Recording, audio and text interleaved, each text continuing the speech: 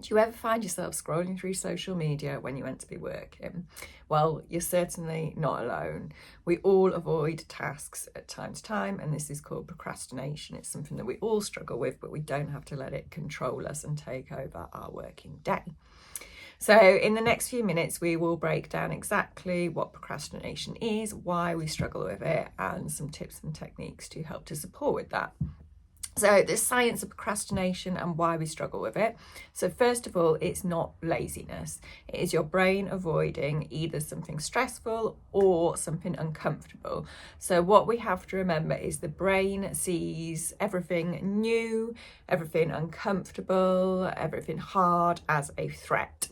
And it thinks, because it can't tell the difference between imagination and reality, it thinks that those things are stresses such as, polar bears, things that we would have to deal with in primitive times, and therefore we end up avoiding doing the task. So it is not laziness, it's your brain avoiding discomfort.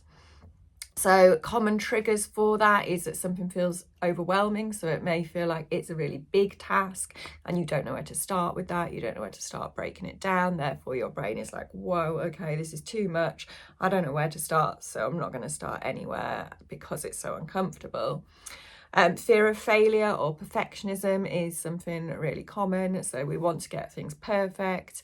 So therefore we don't end up starting because we are afraid of not getting it right, of not getting it perfect. Lack of motivation or having unclear goals. So the lack of motivation is the procrastination. So it's like, I really don't want to start that because it's too uncomfortable, or it's just not very interesting, and that's fine as well. Not having particularly clear goals of where you're going to start. So there's all sorts of reasons why we end up procrastinating and not actually getting on with things, but what we have to remember is your brain can't tell the difference between imagination and reality. So to your brain, it thinks that these things are uncomfortable, horrible things. It doesn't know that it's just a work task that actually you're going to feel better after once you've completed. So if we think about a few ways in which we can actually start to beat that procrastination. So the first and probably most important way is to break tasks down into smaller steps. So as I said before, when our brain sees something as big and overwhelming, it thinks, well, okay, I don't know where to start, so I'm not going to start at all. It's also too much cognitive energy to use to think about it. So your brain has to think about all the different steps that it has to take in order to actually start. Whereas when we start to break something down into small steps, it doesn't have to use all of that energy. So it's easier. It thinks, okay, right, I can just get this, start this, and then I can do the next thing and the next thing. And what we have to remember is that motivation comes from action rather than action coming from motivation. So we often think that we are going to be, really motivated to do a task one day and it's just going to wash over us. Well, unfortunately, it doesn't work like that. Within our brain, the motivation actually comes from taking the action, and this is where small steps are really important.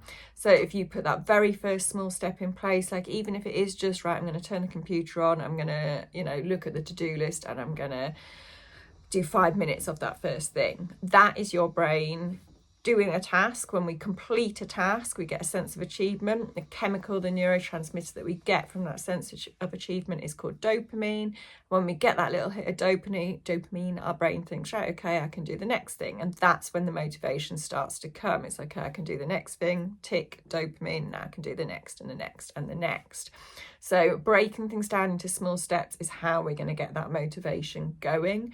So it's worth sort of like writing a list either the night before or first thing in the morning of what you've got to do and breaking it down into those small steps. If you've got a million things going on in your head, if you've got a million tabs open, your brain doesn't know where to start and you won't end up starting at all. 5-minute rule. So I've just touched on that, but it's just starting with just 5 minutes. So even if you just set yourself a timer, you will probably find that actually you end up going over those 5 minutes because you've started to produce that bit of dopamine, and then you go on to the next thing and the next thing and the next thing. Using time blocking techniques such as the Pomodoro technique, which is setting a timer for 25 minutes and then starting with a 5-minute break and then giving yourself a little bit of a longer break after 3 sets of 25 and 5 minutes. So you can get lots of different apps and timers and stuff to work within the Pomodoro technique, and it just helps because you are giving yourself a shorter period of time to focus. We end up losing focus and procrastinating when we are doing something for too long.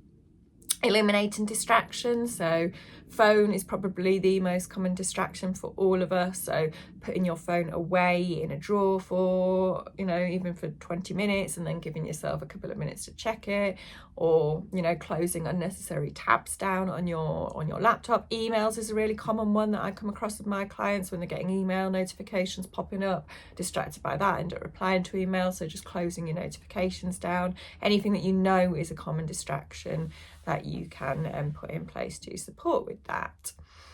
In terms of the mindset around procrastination, so as I said, don't call yourself lazy. It's not laziness, it's just working out why your brain's avoiding doing that thing and thinking about the things that you can put in place to make that easier for yourself. So be compassionate with yourself, don't beat yourself up. It just fuels that cycle of procrastination even more, because then you're feeling stressed, guilty. When you've got more stress and guilt there, you're going to be much more likely to not want to do anything. Visualize how you want your day to go, how you want that success to go, what you want to end up achieving. So instead of waking up in the morning and think, oh God, I've got all these tasks to do, visualize, actually, okay, I'm going to get to the end of today and I will have achieved these tasks. I'll have ticked them off and it's going to feel good by the end.